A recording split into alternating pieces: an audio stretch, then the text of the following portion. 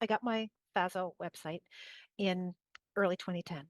And the reason why I did was um, honestly because of the Fine Art Views newsletter, which had been going for quite a while. It was delivered in my email box. I think it was every day for years and years. It was every day, and mostly it was useful stuff to artists. But every now and then, the useful stuff for the artist was discussing how to have a website, how to build a website, what sort of website you need to have, what's useful on a website, all this stuff. And they were general information, which was useful, but it also was um, Fine Art Studio Online saying, this is how we do our websites, and this is why we think it's important for artists. And it totally worked. And so I bought the product from the newsletter.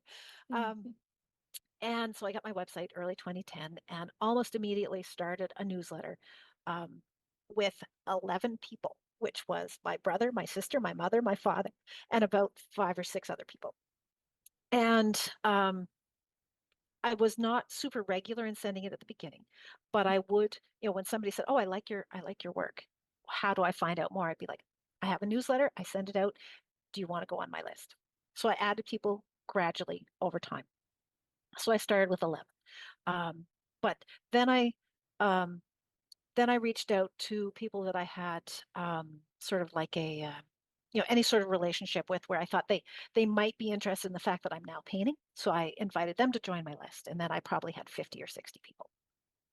Um, Over the years, I've found different ways to draw people to my website and to sign up for the newsletter, and I see that as the most important tool, honestly, in my artist business outside of working with galleries. Having the website, having the newsletter, that is the biggest tool that I have that drives people to come see what I'm doing, and some of them buy paintings. Um, you'd mentioned social media, and um, the problem with social media is what we put on social media, we don't own that. We don't own the connections that we make through social media. I left Twitter. I'm not going to call it X. I left Twitter months ago, a few months ago. Um, and one of the things I miss the most is, there's this one British artist who I only ever found her posting her stuff on Twitter. And, when I went to her website at the time when I was leaving, there was nothing on her website. I was like, oh man, how am I going to figure out, what she's paying? Because I just love her work so much. Um, since then, I've gone back to her website, and she does have stuff on her website now, which is great. But you know, she was putting her stuff on Twitter. And if I wasn't on Twitter, I didn't see her stuff. And none of us want to be in that situation where people can't find us. But our website, we own our website. We own what we put on it. We're responsible for what's on there. We control what's on there. We control what people see. If somebody comes to our website, they don't have to go through an algorithm of, what's popular. They're going to see what I, as the artist, put on my website, because that's what I want them to see.